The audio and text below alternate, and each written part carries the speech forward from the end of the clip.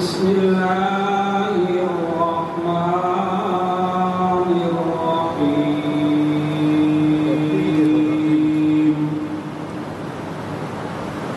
قال نوح رب إنهم عصوني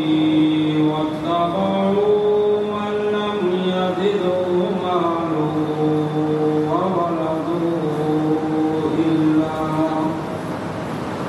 وولده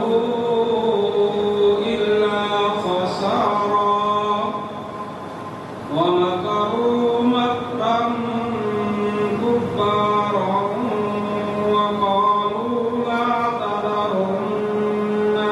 آلهتكم ولا تذرن ودا ولا سواعا ولا يغوث ويعوق ونصرا وقد أضلوا كثيرا ولا تزد الظالمين إلا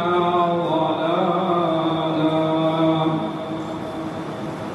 مما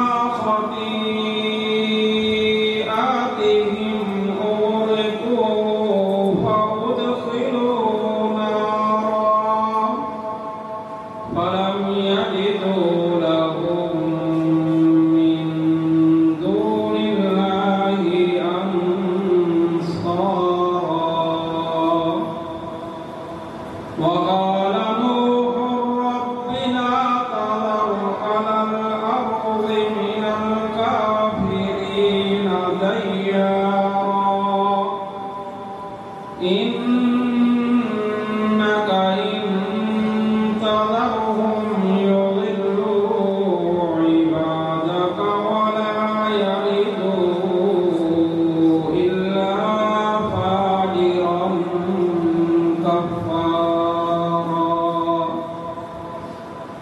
رب اغفر لي ولوالدي ولمن